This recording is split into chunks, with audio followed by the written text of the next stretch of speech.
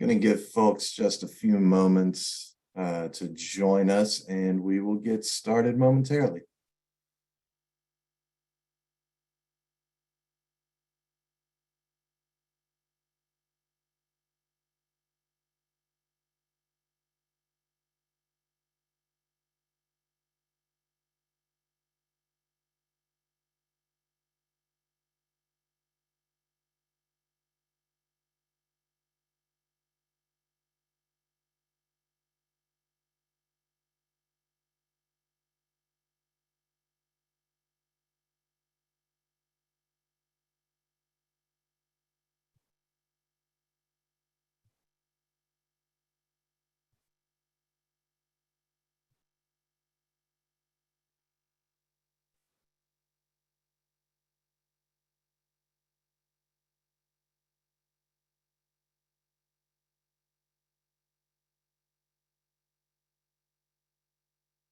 All right, good afternoon and welcome to today's webinar, Supplier Diversity Data at Your Fingertips, Diversity in Tennessee, DIT or DIT-II Dashboard. This is Tennessee's 2022 Cronin Bronze Award project. Thank you for spending some time with us today. We're glad you're here. This is the third webinar in our 2022 Cronin Awards webinar series. Be sure to check out our upcoming webinars. On Wednesday, February 22nd, join us for a look at Georgia's Procurement Officer Boot Camp. Then join us Wednesday, March 1st, for a look at The Right Step, how Minnesota improves contract compliance. Registration is open for those remaining webinars in the Cronin Awards series. You can visit naspo.org to register. And look for the webinars tab on the left side of the page. We look forward to seeing you there. At the close of today's presentation, you'll be asked to complete a very brief questionnaire. Your feedback is very valuable to us here at NASPO. Today's presentation is good for 1 CEU contact hour. To get your certificate, simply complete the questionnaire following the presentation. Before we begin, I'd like to take a moment to explain the format of today's webinar. All attendees are muted. You can enter comments and questions in the chat box. If you would like to ask our presenters a question, you can type it into the Q&A box at the bottom of your window. Questions may be addressed during the presentation or during a Q&A session after the presentation. I'm very pleased to introduce today's speakers. Today we are honored to have with us Jessica Starling. Jessica is the director of the Civil Rights Division with the Department of Transportation of the state of Tennessee. Jessica has 12 years of experience in multiple roles with the state, including several with the Governor's Office of Diversity Business Enterprise. Also with us is Richard Van Norman. He is the diversity team lead with the Governor's Office of Diversity Business Enterprise for the state of Tennessee. Richard has nearly 20 years of experience with the state, including 2 years in his current role. NASPO is grateful to have both of you here with us. And with that, I'll turn it over to you, Jessica. Thanks, Chadwick. I really appreciate it. Hello, everyone, and welcome to Diversity Intelligence in Tennessee, or DIT-II. We are very excited that you've chosen to join today's presentation and believe that you will receive a lot of helpful information on how to implement something similar to your state if you choose to do so. So as of the last 3 to 4 years, you may have noticed that there was a huge uptick in the topic of diversity and how it's moved to the forefront in both the public and private sectors. Now more than ever, people are paying a lot of attention to what we're really doing in terms of increasing and encouraging diversity within our entities, which is why Richard and I are very excited to share what we've done and to share our story and hopefully help you to kind of recreate the wheel in your state for diversity. So here is our agenda for today. We're going to go over our program overview, talk about Executive Order number 1. In some ways, this is how DIT-II became available. is in some ways responsible for the creation of the DIT-II dashboard. We'll dive into the issue, the need, solution, as well as how DIT-II works, what it produces, and how you can replicate it. And as Chadwick mentioned, we will reserve space at the end of the presentation to address any questions you may have.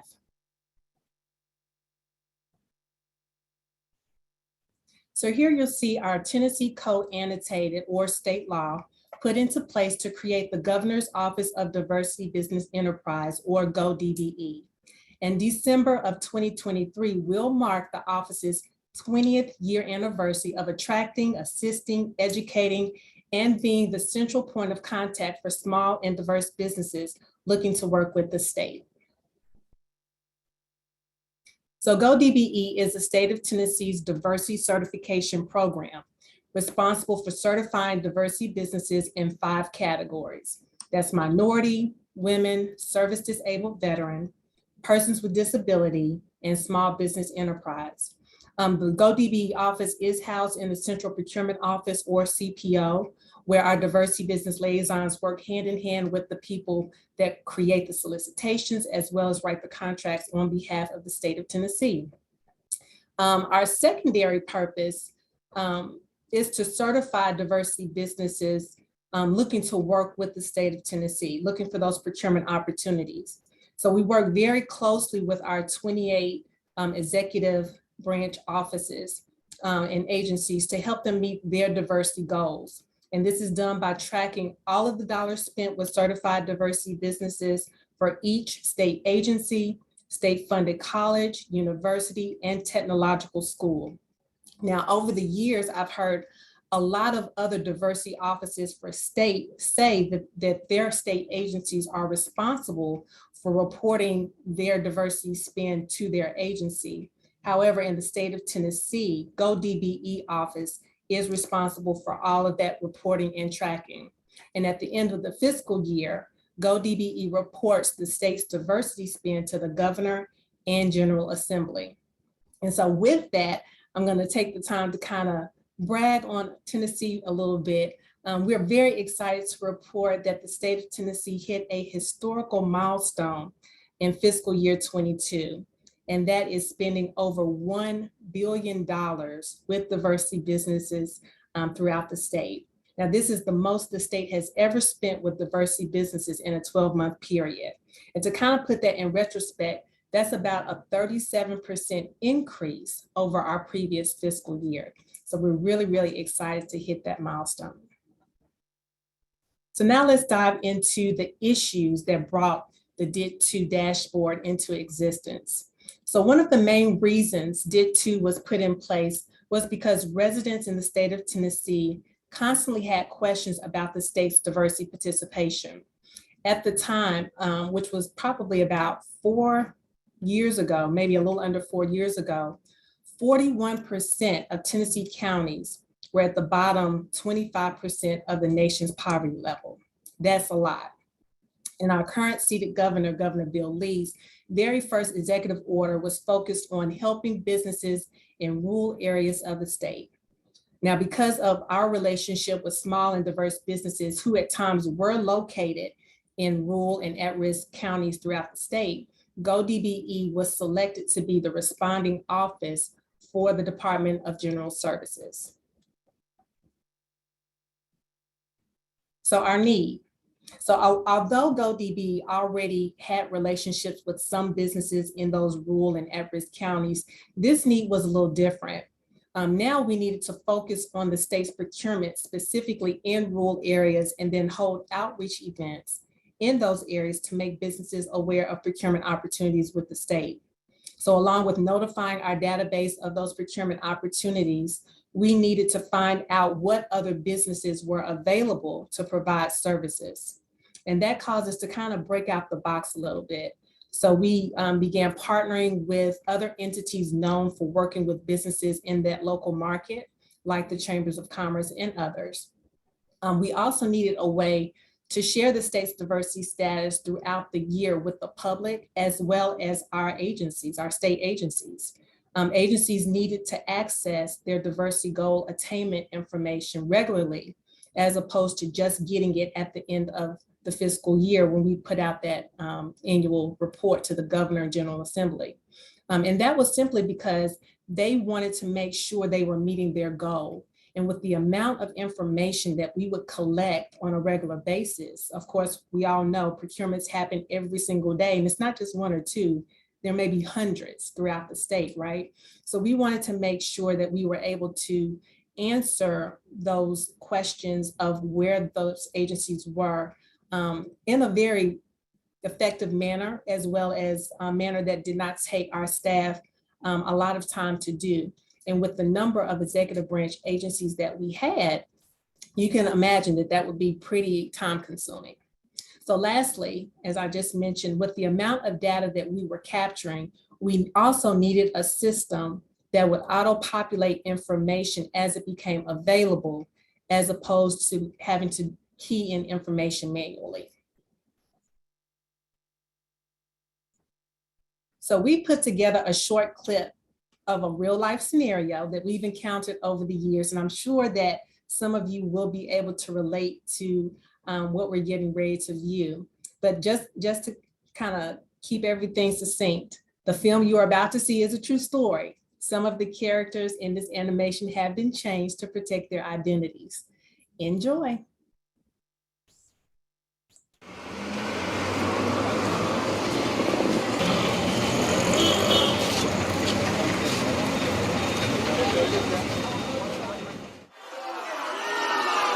All right.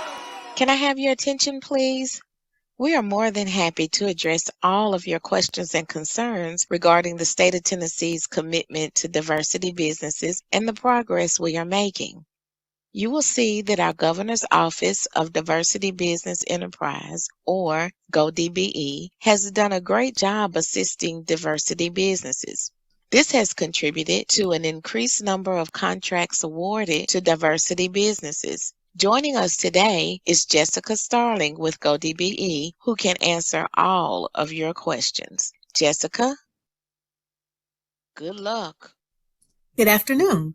As Helen mentioned, I'm with GoDBE, and we've made several changes to our certification program that have dramatically increased diversity businesses' chances of being awarded contracts. First, okay, well, if you're doing so much for diversity businesses, where's my contract? I'm a business owner, and I fall into your diversity category as a service-disabled veteran. Okay, well, we can... And on top of that, a couple of my neighbors who are also diversity businesses tried to contract with the state a couple of months ago. They didn't get a contract either. Where's all of this so-called diversity spend going? Where are these diversity businesses located? She can get that.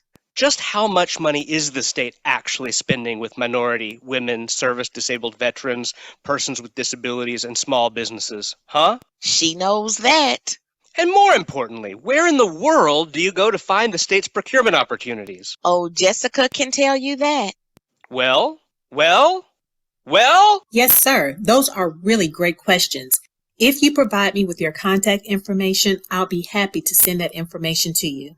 Well, put me on that list. Yeah, I want it. Give it to me too. It was rough. We always get slammed with questions at the town hall, which is fine, but the questions we got this time will take me 2 to 3 days to answer. We've got to figure out a way to get all of the information we collect in a centralized location and make it readily available to the public.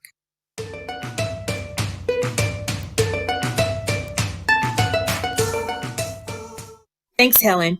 Today, I present to you the Diversity Intelligence in Tennessee 2, or DIT-II. DIT-II is a Tableau-based software that houses real-time information on the state's diversity spend. It can answer questions like, how many businesses are certified as a diversity business with the state? The amount each state agency spent with diversity businesses. A breakdown into the region and/or county businesses are located and their diversity category, and also a forecast of acquisitions for procurements the state anticipates needing in the upcoming fiscal year, which is inclusive of a description of the procurement, estimated value and bid date, and the contract administrator's contact information. This information and much more is now accessible to the public 365 days a year at the click of a button. Are there any questions?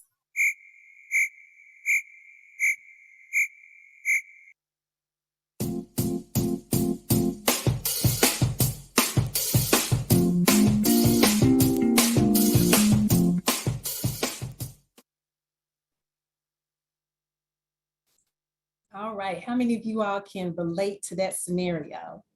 Can't see your hands, but I see you shaking your head. So as you will see later in the presentation, the DIT-II dashboard addresses all the needs mentioned previously by presenting diversity spend data through visuals like maps, graphs, and tables. We did this by using a data visualization software called Tableau. Now, through Tableau, we created the ability to interact with the visuals to provide insight into specific questions. To some extent, having and making interactive dashboards available to customers and users takes the middleman, which would be GoDBE, out of the process of having to interpret the data, and that's very, very valuable. Customers and users can now access and quickly understand the state's metrics and the impact diversity spend has on the state spend as a whole. So having our information housed in a centralized location allows us to easily integrate our data into our existing diversity software, which is B2G now, to provide real-time, logistical, and logical, simple results. We are now able to respond to extensive and complex data questions in a matter of seconds as opposed to days. So I'll now turn it over to Richard, who will do a deep dive into how DIT-II dashboard works, the types of information it produces, how you can replicate it, along with a live tour of the dashboard. Richard? Thank you, Jessica. Good afternoon, everyone. Thank you for being here today. Really important subject, especially for us to do this and have it be successful as well. It was briefly mentioned a moment ago, a little bit about transparency, which we certainly do. However, in addition, I think one of the main goals for everyone is to promote and encourage as much self-service as possible in this system. That's what we're really trying to do.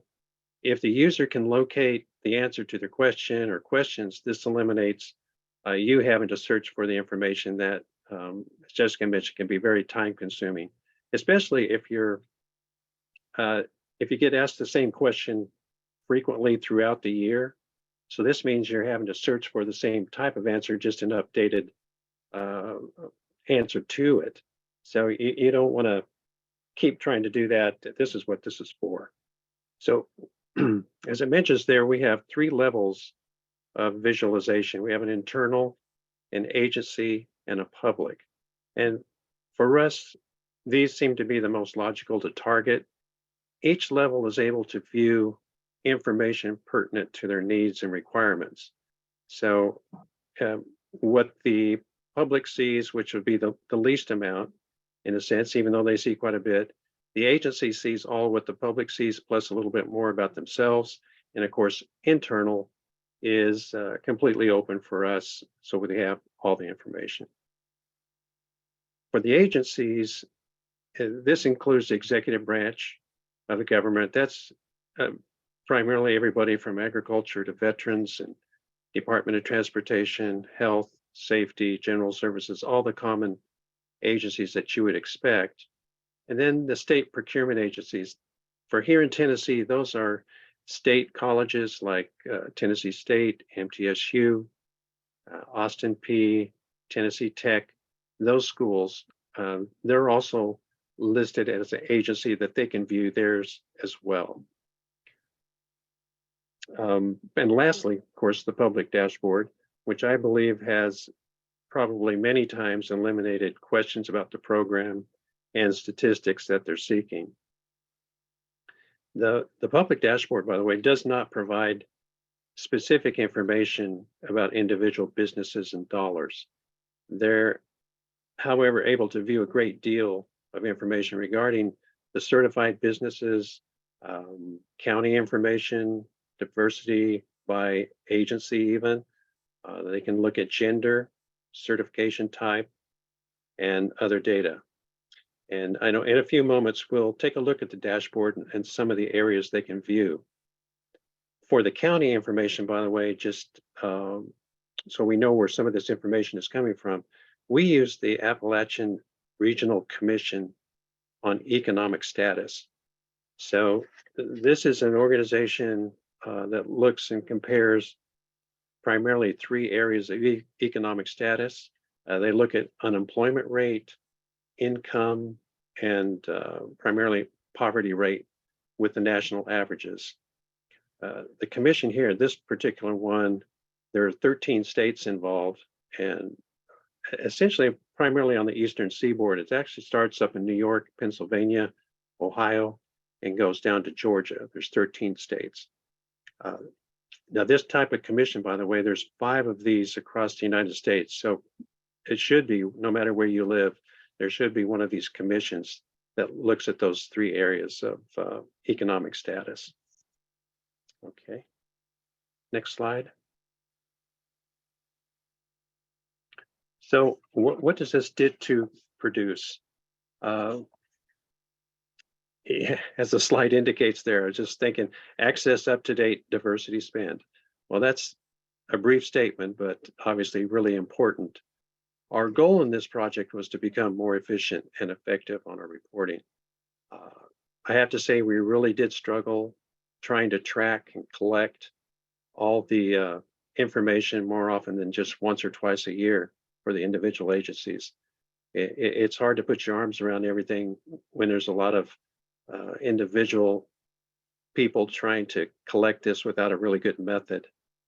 And in our case too, each agency does have a goal, and they want to know, where they stand throughout the year, not just once or twice. So unfortunately, in the past, we would generally only be able to tell them at our annual meeting how they did in the previous year. So obviously that's too late. If you need to make any changes, alterations, or perhaps even notice that you missed diversity dollars that were not reported for some reason. So now it's too late. It's gone in the book, so to speak, and it may show that they didn't meet their goal when possibly they did. So that's another thing we looked at. Another thing that's benefited is being able to more readily see the businesses that they work with that would most likely qualify for certifications. So this is what you call the low-hanging fruit scenario that would quickly add diversity dollars to the agency. Technically, the agency may have met their goal. They're using a particular business, but they were not yet certified. So therefore, they wouldn't be tracked and wouldn't be counted. And that's one big area we've really started to look at to help the agencies meet their goals. So in this case now, with this, the agencies, they can adjust and communicate to their staff on the diversity status throughout the year. Let's look at the benefits to the external users as well. There are, of course, areas that cross over, but generally, they're interested in a few areas such as diversity spend, the county information, and procurement opportunities. With diversity spend, this can be from any of our 5 types of certification. Jessica mentioned those a while ago, as well as they can search by ethnicity or even the different minority categories. Sometimes the questions come from individuals, and sometimes we get questions from groups or organizations that may be looking into specific areas, like could be a Hispanic chamber or the Black Caucus, all organizations that are really focused on their particular area. And, how did we do? What does it look like? What did the agencies do? So they can drill into some of that and see what happened. With counties, it's most of the time, how many certified businesses do we have there and what do they provide? And then for procurement opportunities, there are a couple locations that the general public can go to view the contract description. They can see the contract number, estimated bid date, other information as well. The opportunities include the state agencies and the colleges, by the way. For the businesses, of course, they can view some of these same areas as well and view the forecast of acquisitions plan. We have a publication that we put out each year, July 1st, which is the start of our fiscal year, that it's you might call it a snapshot in time of procurements, but all the state agencies give us what they expect to procure in the next fiscal year. That's open to the public, and a ton of information with all the agencies and departments and construction projects, colleges, universities, tech schools, and so wide open, great opportunity for a lot of the businesses. Next slide.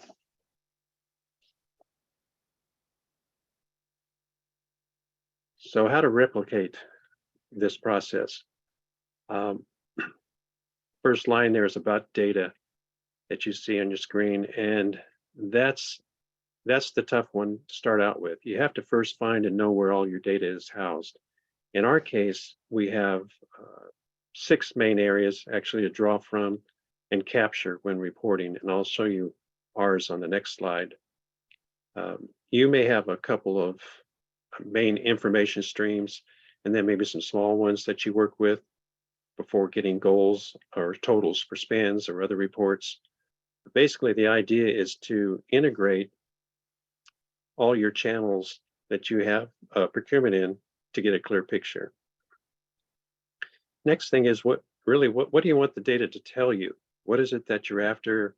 What kind of expectations do you have? And overall, what are you really trying to do to be proactive on this and not reactive? And that's a big thing for us now. We're a little bit more proactive and not reactive, so a lot less time. In a sense, we're trying to know the answers before they ask the question. Initially, as far as replication, I created a spreadsheet with headings for the information that we were looking for. Most likely, you will continue to add the headings as you get into this process and realize that there's a lot of additional information that you're going to need somewhere down the road. Somebody's going to ask questions. So I believe I had about 38 different columns of headings on my spreadsheet and included everything, common things: business name, certification type, owner, who are they, the city, the county, the state, what type of industry that they're in, number of employees, are they a subcontractor or a prime contractor or both? Many things that somewhere down the road, somebody's going to ask you for this information, and you're trying to stay ahead of that. The next step is, Jessica touched on this too, some type of interactive data visualization software that coordinates with your software. In our case, we went with Tableau, which was fairly quick as far as just that software and didn't require much of a build out. Tableau is able to collect all this information and report in a format that people can understand and view and make sense to them. So along with the choice of the software, you'll also have to become close to your IT professionals on this project. You'll be spending a lot of time with them. And, most of the time, and I think I might even have something later I'll talk about with this, but your IT people are going to be really important. And there'll be times where they just don't understand even your question. They know the numbers behind the scenes, but they may not always know what's accurate. So you definitely need somebody to do that. You do need an expert, someone in that knows what's going to be there.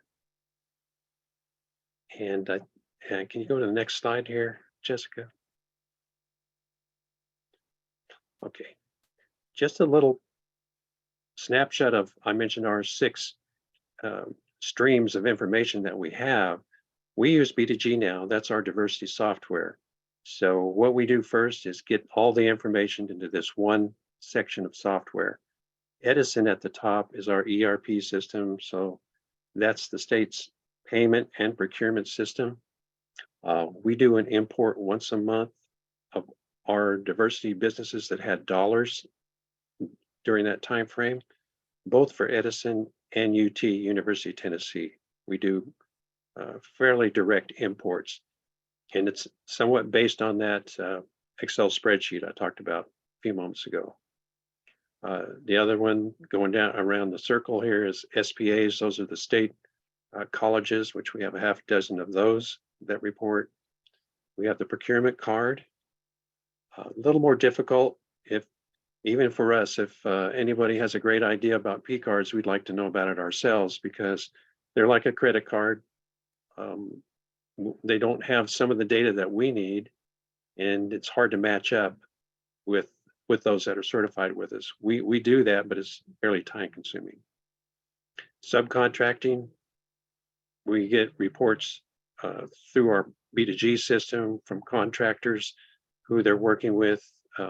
Sometimes they do it themselves as far as entering the dollars, which could be monthly or quarterly. So we have subcontracting ability. With B2G, they can actually go up to 10 layers deep of subcontracting, which we've never gone that far, but we do have a few sometimes. And then the Board of Regents colleges, those are the tech schools in the state,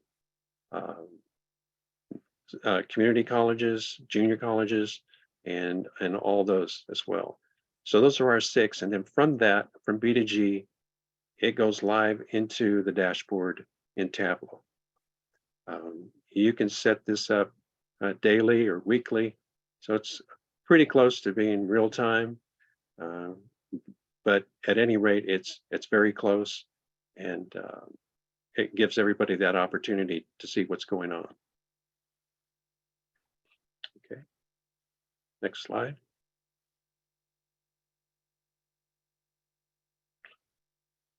Issues and challenges. Now, I mentioned this a little bit a moment ago.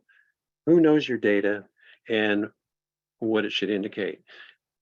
Hopefully you have 1 or 2 people in your department that do know what's going on most of the time as they look at the data, because IT people can put it together, but they may not notice some of the details that you will. So things like historical agency information, trends, contract dollars. So if you see a business that might be a small business that all of a sudden they have, $10 million attached to them, that might be an indicator maybe that's not correct. Or the opposite end of that, a large business and there's no dollars at all, missing businesses, all those types of things. For you should be able to see that, or somebody will, to kind of give a heads up, because at the beginning, there will be a lot of back and forth with your IT department to make sure everything is lining up, all the information is being tracked. And that's where someone in your office, or maybe a couple people if you have them, can help out in these situations. Okay, next slide. All right, I'm going to start sharing some slides here in a moment. And so these are some of the areas I'm going to talk about on the dashboard, about agency spending, maybe a forecast of acquisition. You'll see how they're certified. You'll see what's going on in the counties and some of the businesses, how the certifications look, numbers, and how they're divided up by gender and ethnicity, and how they're certified. So with that, I'll try to share my screen here.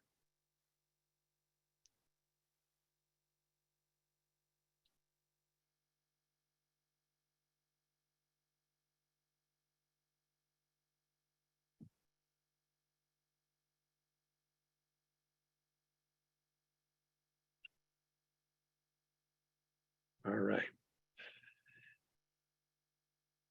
So what we have, I brought up the county map. This is what you would see. And at the top, across the top, you'll see some totals there. We have 1,635 businesses that are certified in the state. We do out-of-state certifications as well, but for this, we're focused on Tennessee alone. And then you'll see the certifications, how they're certified between MBE, WBE, so forth, down the line. Now, with this, you just hover over any of the counties. I'm over Davidson County, which is Nashville. And to start with, just to give you an idea. So you can hover over it and see how the certifications are broken down by MBE, certification type, ethnicity, and by gender. The colorizations here as well, now you'll see that the light blue, or most of them, it's what they call transitional. So they're sort of in the middle of the pack as far as economics. The redder ones are distressed counties. These lighter color are at-risk counties. We do have two counties that are what they call competitive. So they're up above. And then we have one county at the top, Williamson County, who is at attainment level. And as far as I know, there's only a few counties in the United States that are at that level. So economically, they're very high. But what this does gives a quick snapshot. Everybody can look at this, whether it's the state, the agencies, or the general public. And they can go over here and say, maybe they want to look at Shelby County, where Memphis is. They can see right away the certification types, how they're certified. You can also click on the county. See if it works here. Kind of highlights it and darkens the rest of the state, so you're focused on that particular county.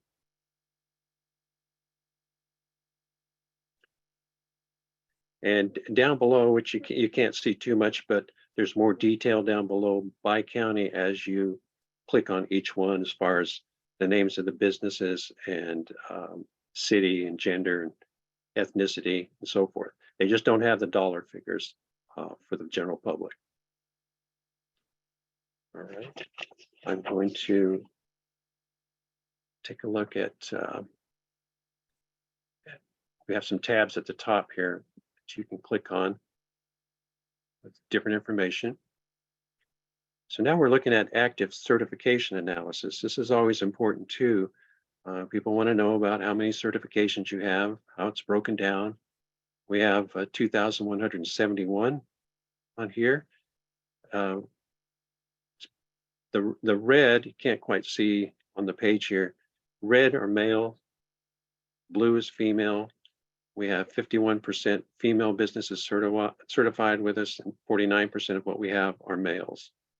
And then in each, and I'm not sure, it looks pretty small to me. I hope you can see most of what we have here. We have some ethnicity, this one area, and how they're certified on the other side. So for example, if I hover over this area, these are MBE males in red, and it breaks it down by their business activity. You know, what industry are they in? So for African American, or excuse me, for minority males, 29% are in construction, 24% in service, and 17% in IT, and on down the line. And so you can hover over anyone to quickly get this information. You can also do it by ethnicity, the same thing, how they do in all those categories.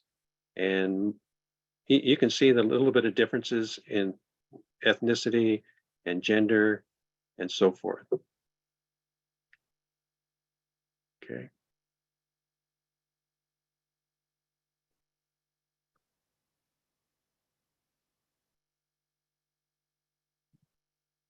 Now we'll take a look at some diversity spend by department. Maybe they want to know about that as well. So in a sense, we're showing some of the same type of information here between the bar graph on the left and the pie chart over here. But in this case, and you can also do by fiscal year, you can go back years as well. Maybe you only want to look at the top few, so you have a little bar at the top here that you can get everybody that's say over, in this case, 17 million. So these are the top 6 or 7 agencies and what they're doing.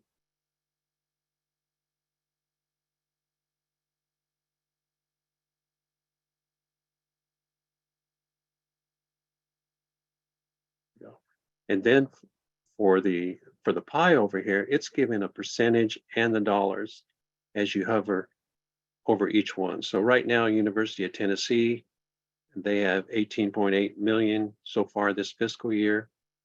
And out of all the diversity dollars, that's 5.24% of the total. So you can see how quickly you can get a fairly large amount of information. And this is just on the public dashboard, but this, of course, is all on the other dashboards as well. Maybe another one we can go to, take a look at spend analysis.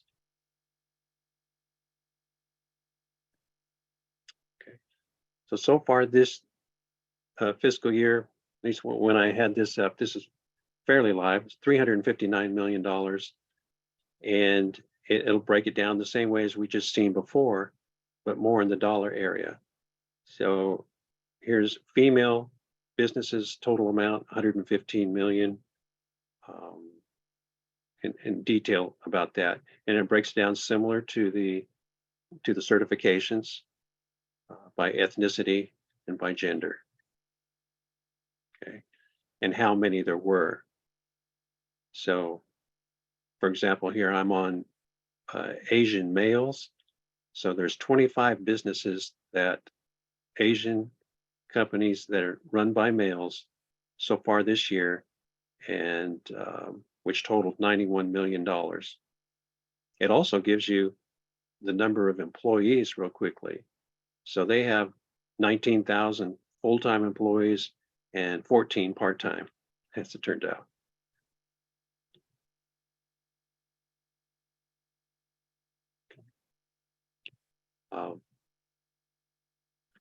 I think that's all I was going to do here. You can see, not to be redundant with all this, but all these tabs just show a little bit of something different, but same type of formats. In some cases, you can, once you get on, if it's your dashboard yourself, you can even drill deeper and get more information about individual agents and not agencies, but businesses and how many dollars you had with them for whatever time frame. At any rate, we have a little drop down box here on the left hand side, and it shows the main areas that we work with: the spend analysis, the detail, spend detail by agency and department, the certifications, this forecast of acquisitions I mentioned earlier about the upcoming procurements, spend by category. That's a different kind of view. That's the other thing too. You can set this up with different views, and we still look at ours too to see, maybe that could be better. Maybe this would be for us. Maybe it's too confusing for some people, and need to have it a little bit different to make it make sense to them. So we can get in construction, service industry, IT, medical, anything like that. Okay. I think I'll stop sharing here, Jessica, and you can pick it back up.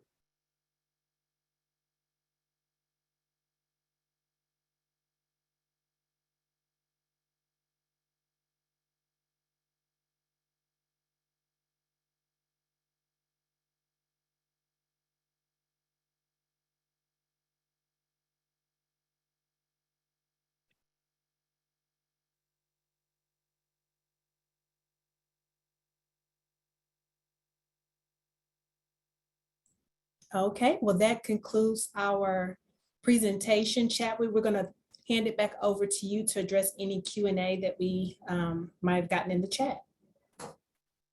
I was going to say just one thing too before you get in there, Chadwick. We do have a few slides right after I finished that show the some snapshots of that dashboard.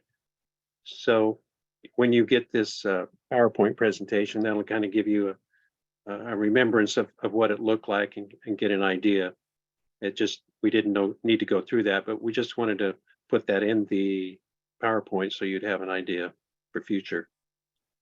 Thanks for bringing that up, Richard. And also, we've also added a link to the public dashboard so that you all can visit it at your leisure if you'd like to do that as well. It's going to be at the bottom of the dashboard level slide. Fantastic. Thank you both. We do have some questions that have come in. First one, how do you measure the impact or the success of the dashboard? Okay, I'll take the first crack at it, Richard, and then you can jump in if need be. For us, I think the success of the dashboard is it calculating properly the numbers. And that kind of goes to one of the points that Richard made on his side of the presentation about having an expert in-house that knows your data. If you don't really know your data and there may be a calculation miskeyed in the formula when you're putting this or integrating your systems, it may be discounting several millions of dollars of diversity spend, or it could be duplicating. So you definitely want to make sure that you have a SME or a subject matter expert in-house that knows your data inside and out. So just a little background, historical background. We went live with our dashboard last February. So we're approaching in the next couple of weeks for our dashboard to be live for a year. And I think the first month, everything was okay. Maybe a month and a half, 2 months later after we had gone live, we went to do a status check on the dashboard and noticed that the numbers were off. And Richard is our numbers person on our team who was able to see, okay, why is this agency's diversity spend millions of dollars less than what it's supposed to be?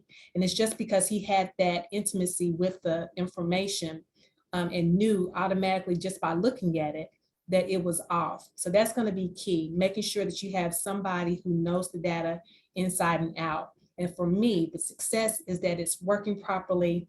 You do probably need to have other checks of information just to verify that the dollars that it's spitting out are correct and accurate.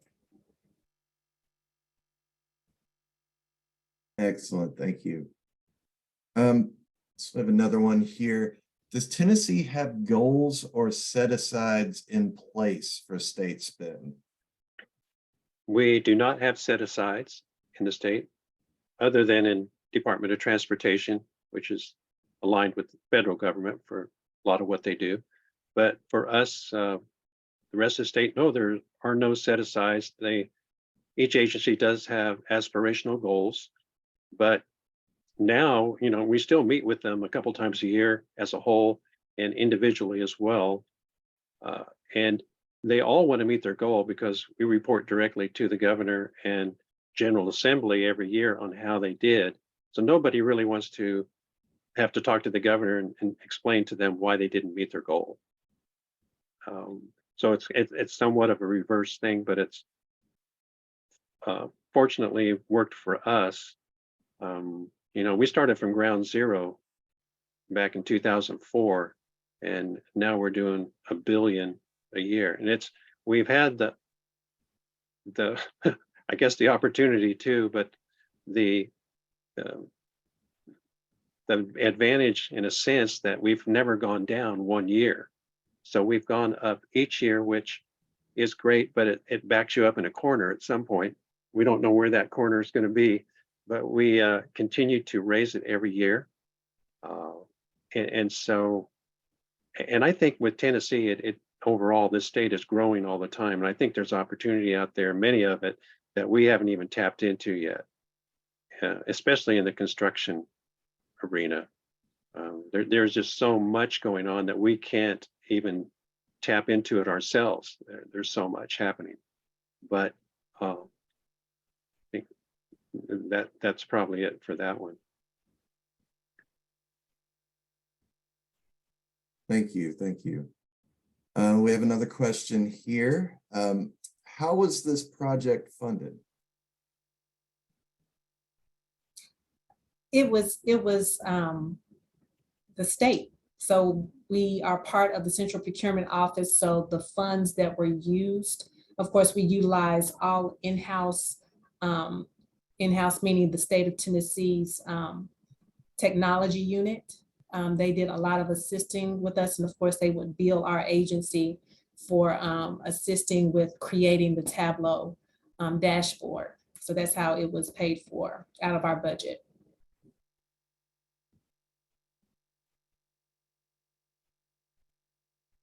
All right, another question here. How much of the dashboard is publicly displayed? The public has about 6 different tabs that they can go to. All those that I showed today that the public can see.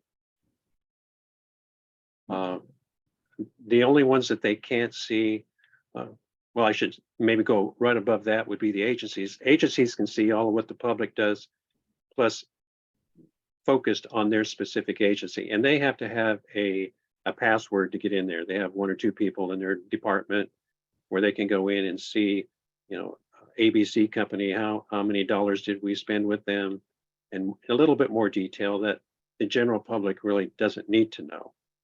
And so it's sort of layered between public and agency and external. All right, got another question here. Does the 1 billion in spend include both direct prime contractor spend and indirect subcontractor spend with diverse businesses? So Yes. Yes, it track does. subcontractor. So the way that we calculate spend, any business that is certified with our agency in one of those 5 categories, we collect those dollars. So whether they're a prime contractor or a subcontractor, if they're certified with the state of Tennessee, we're able to capture that spend. So yes. Now, one important thing too is here for certification related to this prime and sub, the business can only be certified in one category.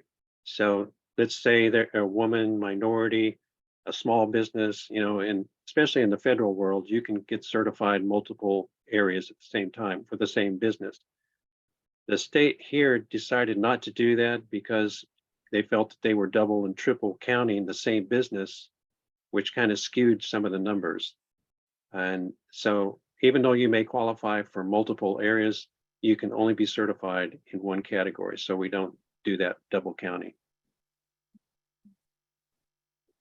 Got another question here. Having already gone through the process of building this database and this dashboard, and knowing what you do now, what would you change or do differently if you were starting this over? That's a tough question. Take a couple aspirin first. Definitely approach it with a lot of patience. Yes. A lot of times, and this is one of the things that I think Richard and I ran into a lot in speaking with our tech team. When you're a techie, you have your own language, and sometimes being able to put that into layman's terms doesn't always meet up to the layman, which would be us. So us trying to understand what they're saying, and then us trying to interpret what they were saying into what we actually wanted and needed, at times could be difficult.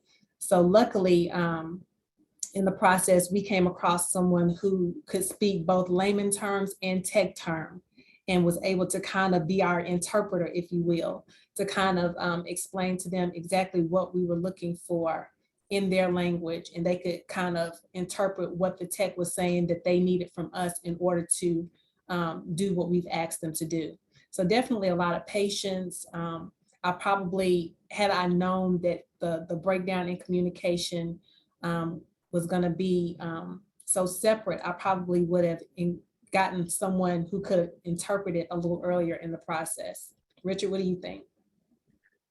Yes, I think that the important thing for us too is that we had our diversity software, B2G now.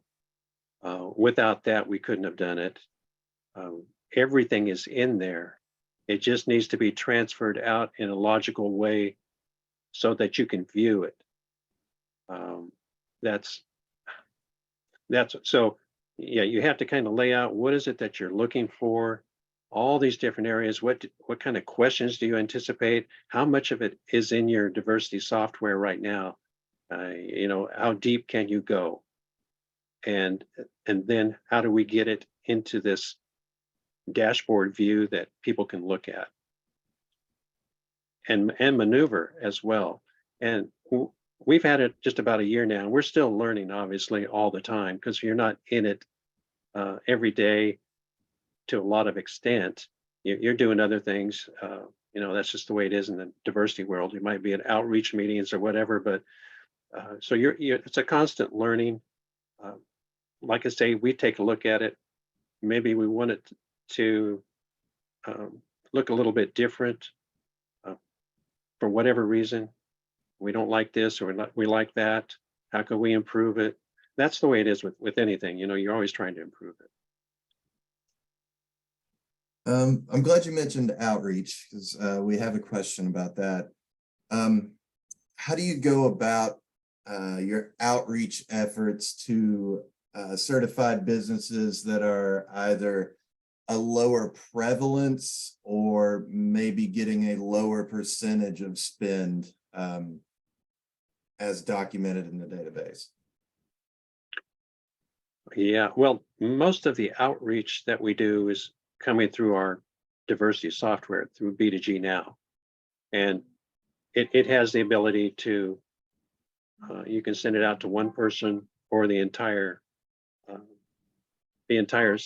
listing that we have in just a matter of minutes.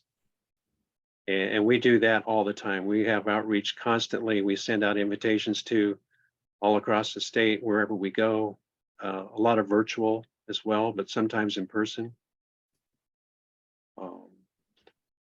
There's a, you know, communication is the key to all this. I mean, we do the outreaches and we make sure that they go to either our website or on the dashboard. They can see the current procurement opportunities.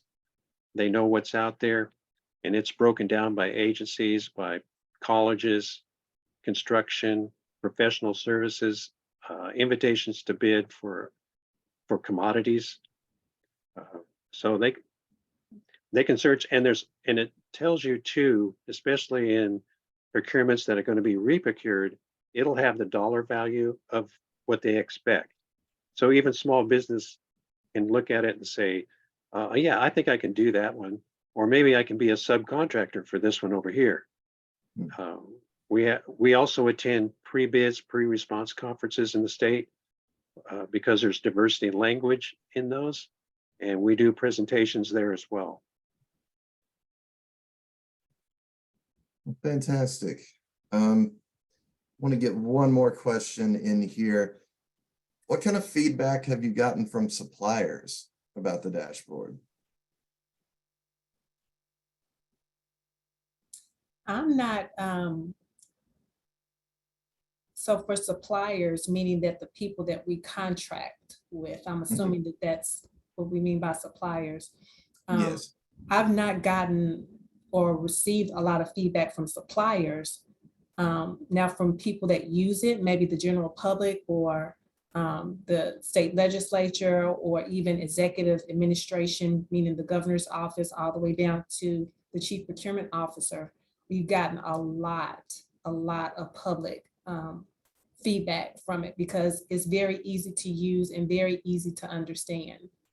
And I've seen and Richard, you back me up if I'm correct or wrong, but I think we've seen a reduction in the number of questions, those repetitive questions that we used to get all the time about the status of the state's diversity spend. And I think that's because it's now readily accessible to them, and they can go in, navigate, and filter out the types of information that they want, as opposed to having to contact our office and then wait for the information. Suppliers, it reports the amount of work that suppliers are doing. But of course, if suppliers are interested in how much work is being done in their county or within a specific category that we certify as diversity, they're able to go onto that public dashboard and look up that information as well.